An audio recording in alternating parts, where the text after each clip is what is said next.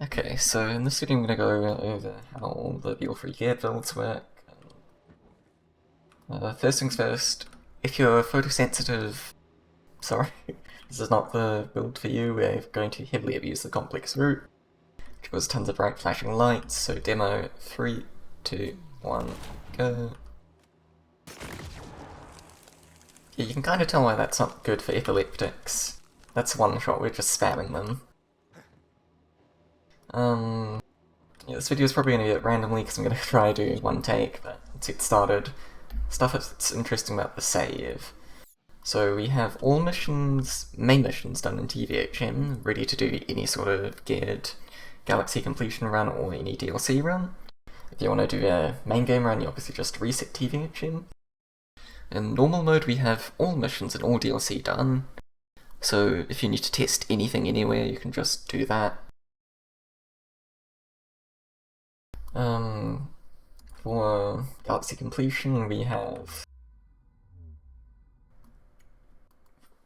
Technically, even though it's all finished in normal mode, we don't have any of the Galaxy completion counter set up, so if you're doing geared all quests, you can check this for your mission count. The one mission we do have complete, I should have looked up what it was called. It's the one at the very start of the game, which you skip at the start of TVHM, so that one already counts. The rest is set to 0 for geared Galaxy completion. Similarly, for geared all quests, I guess. Similarly for geared Galaxy completion, we have no red chests, no regen writings, no crew challenges. Technically, you could do geared all locations, but it doesn't sound fun, and it's a pain to remove, so we still have all locations, but... secondary reason for skipping out on crew challenges is they cause dialogue. Now, in practice, it's not used anywhere, but theoretically you might be able to dialogue skip off of that, so it's just good that they're gone. Locations don't do that, so again, not so important. Similarly, we also have no echoes picked up, in case somehow one of those skips dialogue somewhere. They still all exist.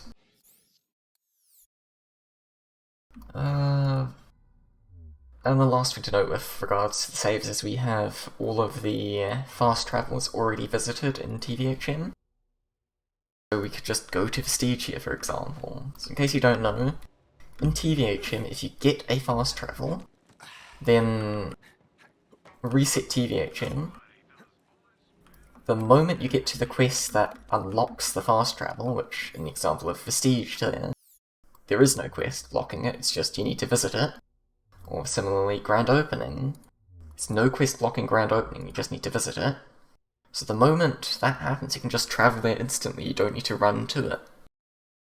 Which is really good for stuff like, say you get the Navigate to Eden 6 objective, that unlocks the Floodmore Basin travel. So you don't actually need to go run to the drop pod, and in Floodmore Basin you can travel straight to Knotty Peak even. You don't need to run all the way over there. It's really handy, it's used all throughout all of the runs for this, so the save's set up for that, of course. And I guess the last thing to note, Guardian rank is pre-turned off for you, though you still need to show this if you're doing a run. And in both normal mode and TVHM we have Speed Demon selected. If you're doing a main game run, resetting TVHM will turn off Mayhem and it will randomize your seed. So make sure to go back to Mayhem 1 and reroll the Speed Demon, it is so OP. It's well worth this health increase, Mayhem sucks otherwise. And all the gear is set up to be Mayhem 1, so you wouldn't want to invalidate your run by using that at Mayhem 0. So speaking of the gear, I've already mentioned the complex route. This is our main mobbing, just general killing gun, because it has the bugged slash radius, it double dips the bonus from our class mod. So shoot one off there, it'll kill like all of the skags, get us all the stacks of Speed Demon, and go super fast. And it just has generally good damage, which is why it's best in slot pretty much. Now the other damage gun we have is the Kick Charger, and let's go head over to Gravewood to demonstrate this. So the kick charger has more single target damage, pretty much. If you're mobbing of any or needing sort of area of effect, you go for the complex route. But if you have a single target, kick charger can deal with them much more quickly. Especially since if you fire the root, it takes a second to charge up, and it takes a second for the secondary projectiles to kick in, and that's where all the damage comes from. Whereas with the kick charger, you can just fire it instantly. You can even spam it. If you don't know, the special effect of the kick charger is it has like... You can hold it to amp up your damage, but if you... There we go, let me do it properly. You can hold it to amp your damage, but if you slide, it gets instantly amped. For some bosses like Greywood, you need the slide, but it does really good damage even without. So there's half health without even any of the move speed buffs. Well, that kinda sucked, but you could probably guess I was going to do the other half. Let me try that again. So yeah, just use kick charger on bosses pretty much. We have 3 kick chargers. There's exact same parts. One's in fire, one's in cryo, one's in corrosive. The corrosive one is for Jackpot DLC, since all the bosses are corrosive there. The cryo one is for Wedding DLC, because Wendigo is immune to fire, and it's just not worth swapping kick chargers around, really.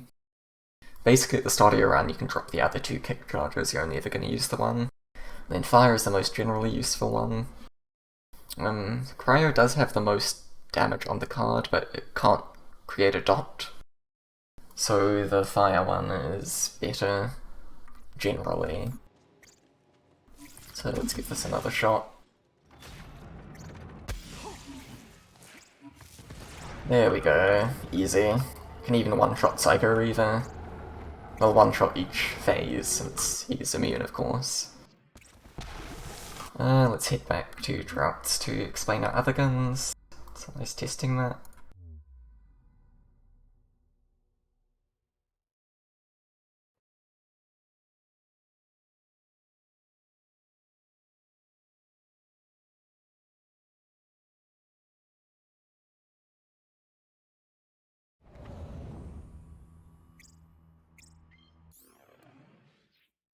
Okay, so then we have a level 1 plumage. Now in Zane, this could actually be level 72, it doesn't matter, we have duct tape mod, but for the other characters for consistency, it's level 1 to not deal self-damage. As you can see, this is just a rocket jumper. Whenever you need to rocket jump, you use this, it's really useful, that's why it's pre-equipped. And we have our EMP5, this is level 1 kind of for historical reasons, there's no need for it now, but it is sometimes nice to have a level 1 gun. It just gives you extra move speed while holding, so you should be holding this whenever you're not doing anything else pretty much, it's your default.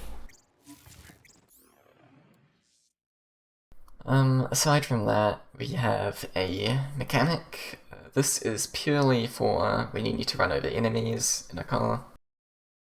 At Mayhem 1, you can only run over pup skags in the biofuel rig, so if you hold this, you can actually run over the other skags too.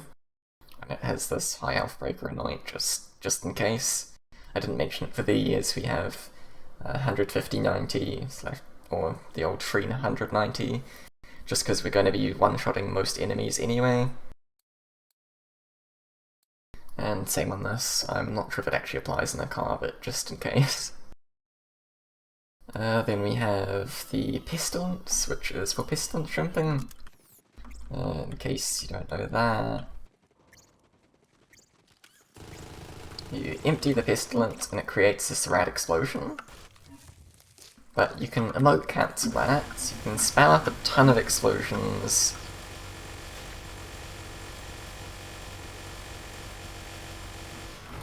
Kind of fill up the cube and spam up some more there, and hopefully that works. Sometimes your explosions get eaten, I didn't test this beforehand. I get the feeling this isn't actually... Oh, no, there we go. And you go flying, in case you've never seen this before. The Pestilence is level 1 so that it doesn't kill you. You can see it does a decent bit of damage if you let it go. The dot's really what hurts, and it does a lot.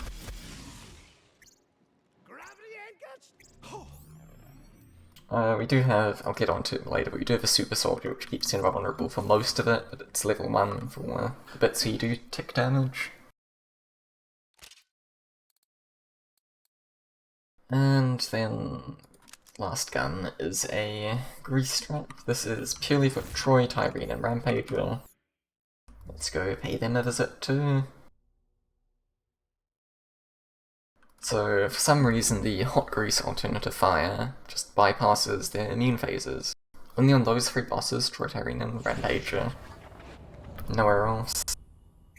The Blade Fury does this too, but it's just worse, so...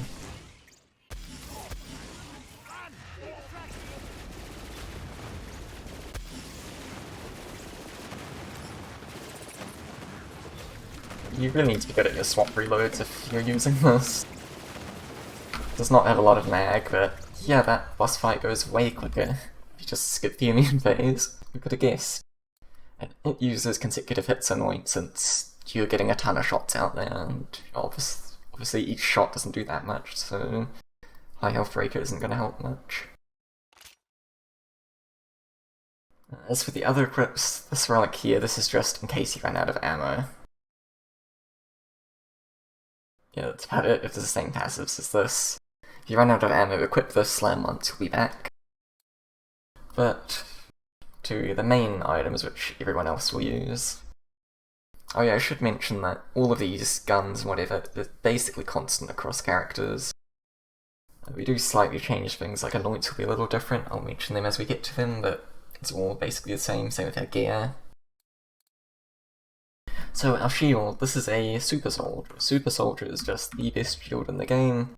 It gives 50% fire rate, 25% move speed, and 5% ammo regen when full. A triple vagabond only gives you 24% move speed. I forget the value, I think it's 15% fire rate on a Mr. Caffeine shield. It's just bigger bonuses than any other shield individually, all combined. The bonuses alone make it the best shield in the game. And it has this special effect where on shield full, gain a protective barrier, aka full invulnerability for 5 seconds. So we gave it action skill, start, and point. So use cannon, you're now invulnerable for 5 seconds. That's actually not... The invulnerability isn't actually that important for Zane, for reasons I'll get onto later, but... it especially helps with pestilence jumps. And on the other characters it's just so useful. Obviously gonna go for it and make it work however we can. Then we have an antifreeze. I guess this is actually time to get into what I was saying. So we have duct tape mod on Zane, 5 points. Not only does it make you immune to your own guns and grenades, it makes you immune to all cryo damage in general, which is how I've been shooting this. I'm not using the super soldier invulnerability. I'm just shooting a cryo route. So if I shoot the rad instead, you can see I am going to go down. I didn't go down because I just spawned a clone specifically so I could revive myself when I went down. That was using super soldier invul. So that's why the invulnerability is not as needed, but it's still really good to have, just all the time. Plus, actually having invulnerability means enemies aren't going to break your shield, which is going to remove the extra move speed and all that effect. And the other reason it's good, we have an anti-freeze. This, while slow Zane gains move speed, being immune to cryo means we can self-cryo super easy and get this extra move speed. And you'll notice I'm actually sliding while cryo. As long as you don't stand up fully, you can keep chaining slides while cryoed. You can even get into a mantle and chain a slide out of that, all while cryoed, and keep that extra move speed buff from the antifreeze, which is really nice. But that's not actually the main reason we got it. It buffs Violent Speed and Supersonic Man, the move speed skills, The only other con that does that is the Infiltrator, but the Infiltrator is designed around your shield being empty, and the Super Soldier needs to be full, so the move speed while cryo, it just synergizes super well. We would have taken the antifreeze anyway, but...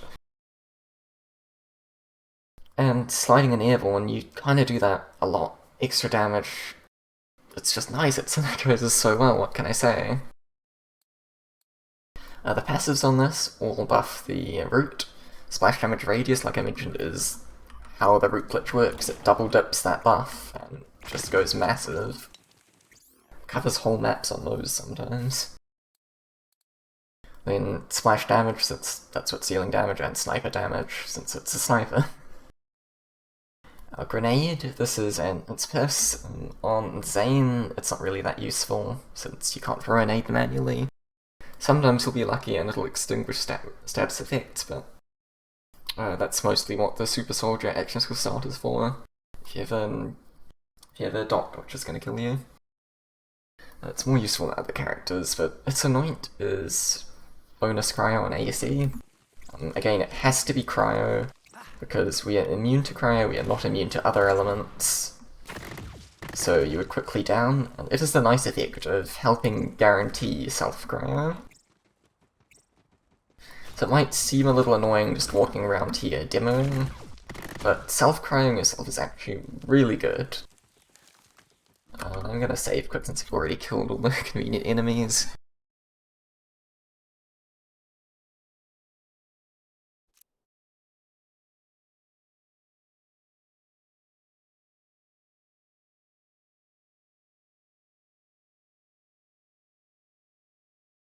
Gives me a chance to take a drink too, my throat's so dry.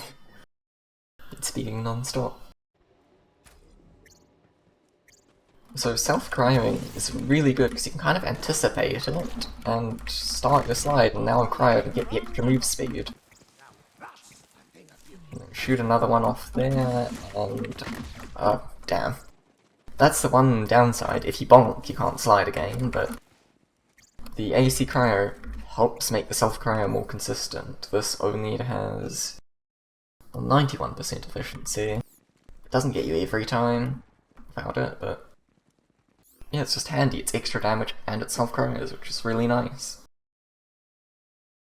And then finally, our relic, obviously you go for a snowdrift.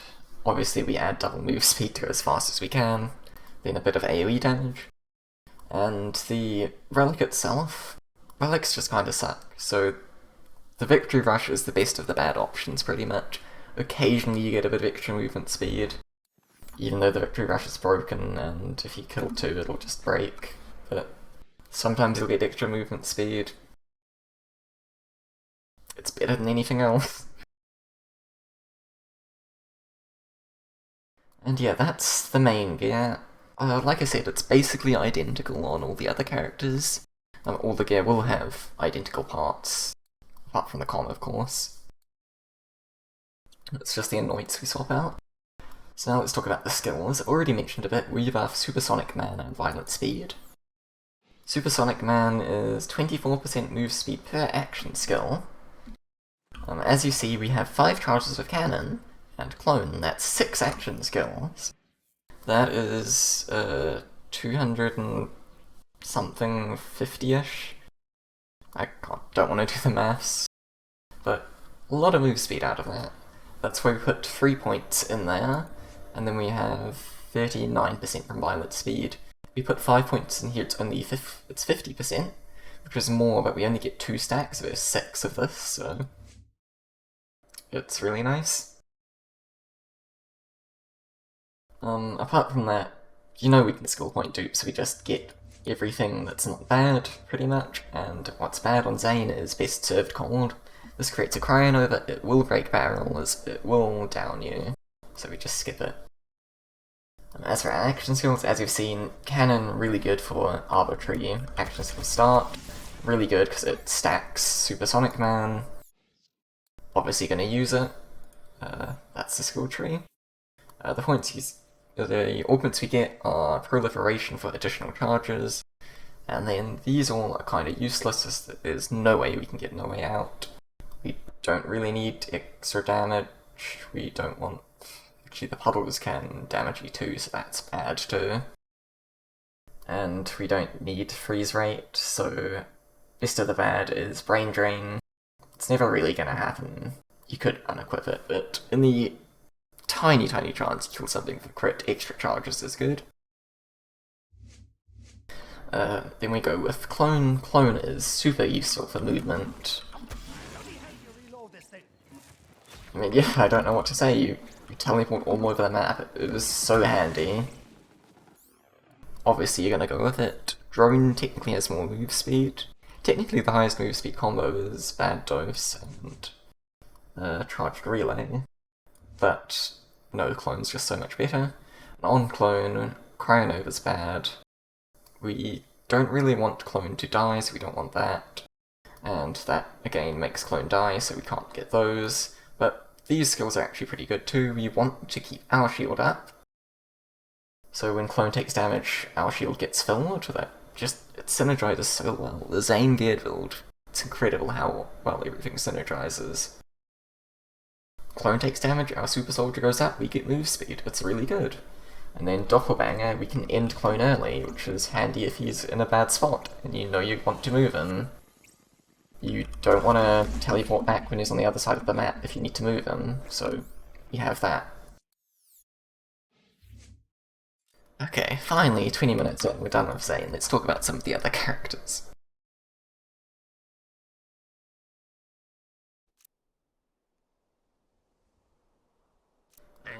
Amara. So, Zane, he was immune to the root because of Cryo and... Why am I forgetting the name? That skill that makes you immune.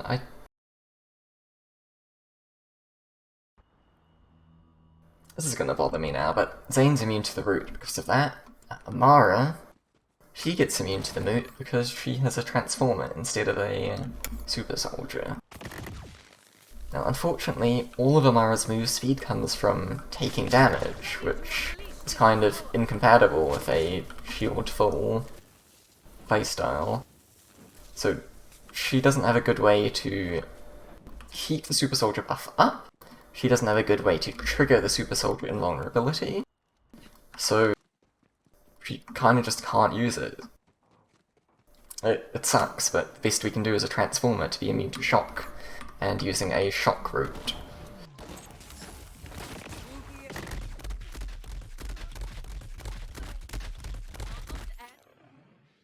Anyway, so this stuff is mostly the same. I didn't mention it, Zane's actually unique in its root elements. The Rad and Shock are the most neutral dots, but Shock is worse against fire and Rad is worse against armor. So since it's the other way, Rad is better against fire and Shock is better against health, and Shock is better against armor. There we go. So when we choose to go Rad as our main element. On Zane we had to use Cryo, on Amara we have to use Shock. It doesn't matter that much element matching, so whatever.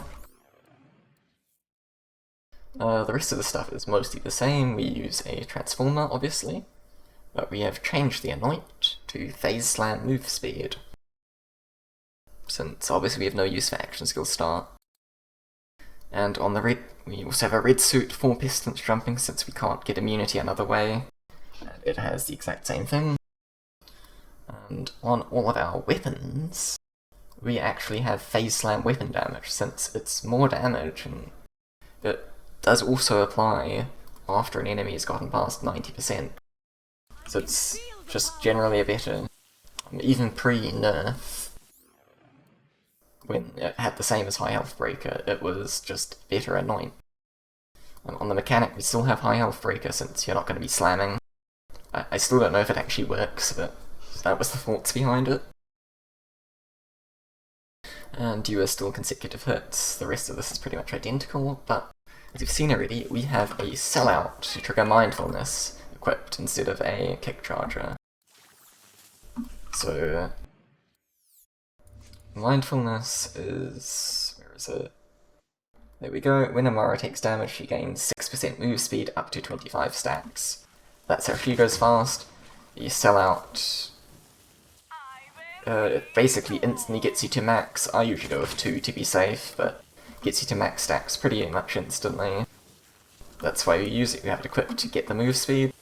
Zane gets move speed by using action skills instantly. Amara switches to sell out. Hits herself twice. That's how she gets move speed. As well as getting Speed Demon and all that.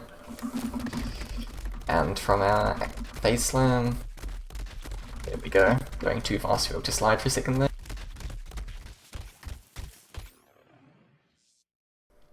So yeah, we are using slam, which is nice, that's why we have all these anoints. So the slam we're using is Fracture because it has the lowest cooldown, and it's also really nice in that you can emote cancel it. So that's the full long animation. I wish I wasn't on cooldown. We'll try with emote cancelling in a bit. And okay, our action skill Fracture, like I said, we want phase slam for those anoints, and we want the one with the lowest cooldown, so I've picked Fracture. For augment, we go with Expedite, because cooldown rate is cool. All the augments are pretty bad. It's the best of the bad options, pretty much. You're never really going to kill someone with Fracture, but in case you do, it helps. It's the same argument as... it used to be lifesteal if you don't have DLC 5. It's the same argument as using... I forgot the name again, but the kill something with cannon crit to get charges back on Zane. If it happens, sweet, otherwise, whatever. And I think Amara's actually unique in that she has no skills that actively harm you, so we just speak into everything. And the last thing that's special about skills is we go with no element for neutral, because that's shock. And I forget which one it is. One of these converts a portion of damage dealt by Amara's weapons into action skill element. If you have one of the other elements, it will make some of your self-damage be that other element, which is bad since we're only immune to shock. So we go with shock element. And now that Fracture's recharged, we can show you. Pretty easy. Emote cancel, we still get all the buffs and everything out of it.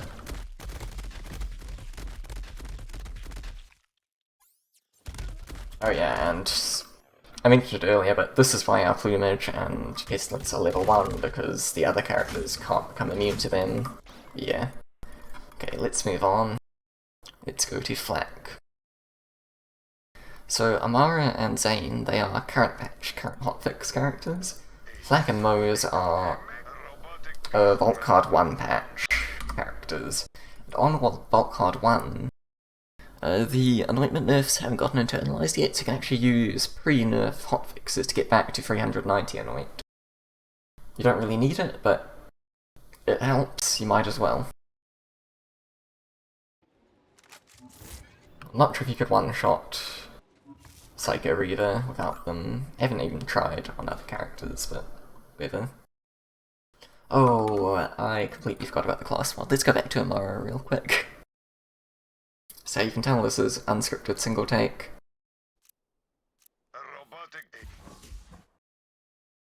So on Amara we are using the Spiritual Driver, obviously. The one that turns her into Zane, and because Zane is fast, coming closer to Zane is good.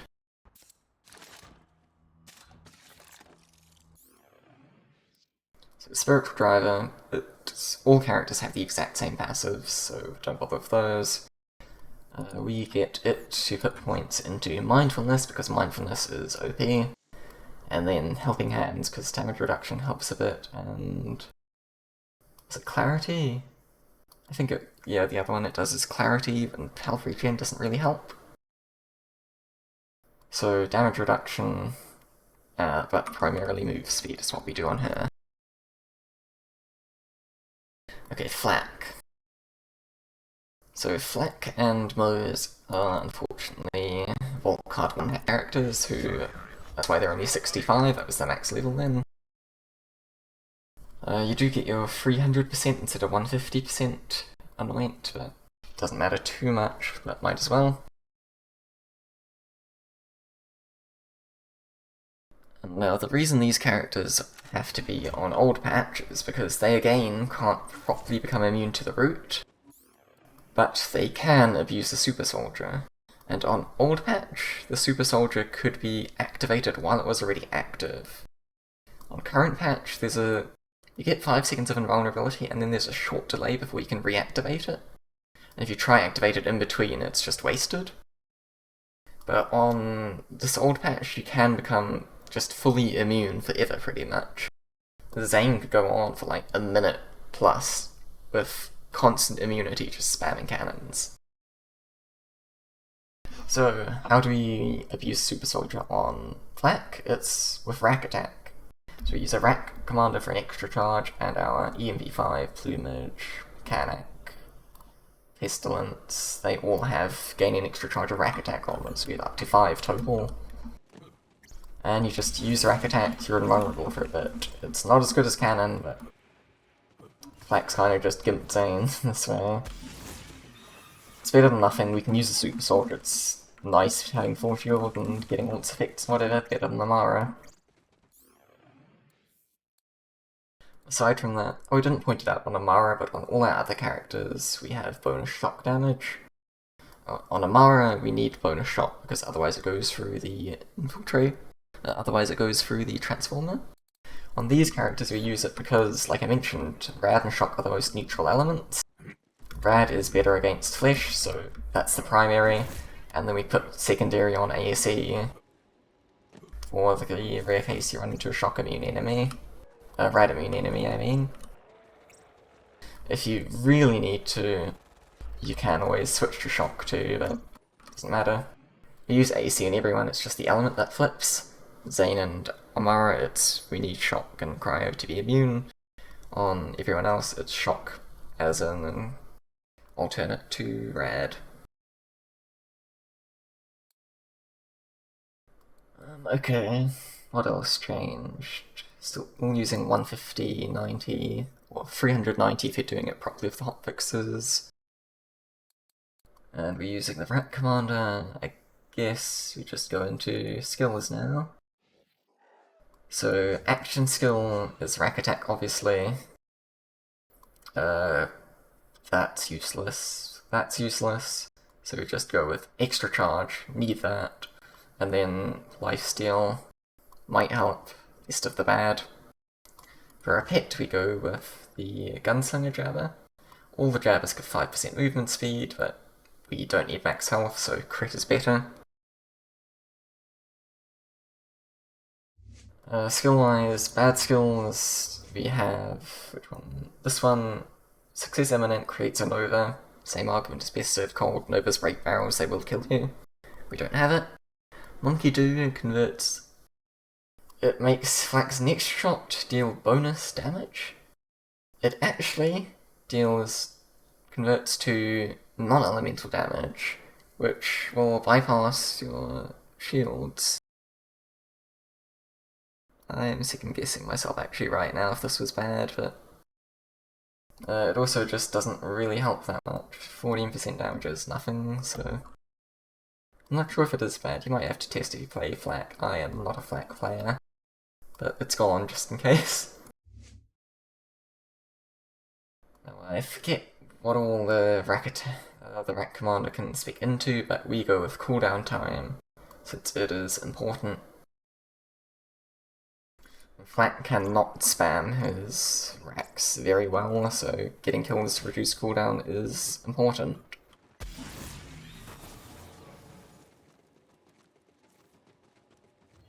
So there's our immunity gone, and we haven't even gotten back to the 5-second counter on racks yet. Cannot spam it very well. You need the cooldown from kills to help. And yeah, that's Flak. So finally Moe's, again it's a 65 character for use on Vault Card 1 patch with pre-element nerf hotfixes because you might as well. Moe's has perhaps the most interesting build. It doesn't synergize as well as Zane does, but it's just very interesting. It's very creative, it's done by Deceptix. So how does Mose abuse the Super Soldier? Well, she triggers it by having a level 1 Super Soldier with App, and then a Bloodletter with health regen, which converts into shield regen. So when you shoot your gun, your shield empties, and then pretty much instantly regens. So Mose, funnily enough, can trigger it quicker than any of the other characters. And again, on Old Patch, you can overlap your triggers. You can actually become immune forever just by shooting forever. Since you don't need to be constantly shooting, the ammo regen technically does outfill. It is just literally forever, you can be immune forever. The gear in those, this is pretty much all identical to Zane and Flak. We use 150 on these, which is actually 390. And again, we use bonus shock because it complements Rad. We use Rad as the main element. Yeah, straight on to skills. Cub we use because of double time. You don't want to be in Iron Bear ever, so we use Cub for double time. And then augments, a little extra gun damage. Cub is out for a long time, so it does actually add up. Cub lasts... Well, we're not using a flame, so it doesn't last quite forever, but he lasts a really long time. It's better than nukes, which just kill him. And we don't need extra status effects, we don't need it to be incendiary. The other gun we go with is Capacitive Armature Railgun, because it's just really good. Chains all around, Cub can clear entire rooms for you. Now, bad skills? Because we are relying on our shield being small and regening quick, we only have 500 regen per second. Don't want it to get too big. A thin red line adds a ton of max shield, you get like 20,000. We can't do that. The other thing that's bad is actually Phalanx Doctrine, which we're unfortunately boosting, since the Bloodletter boosts Phalanx Doctrine, Desperate Measures, and Thin Red Line. Thin Red Line's an absolute no-go, can't put it at all. Phalanx Doctrine, this is more manageable, we only get 6% per stack. But no points in there to avoid making it any worse than we could.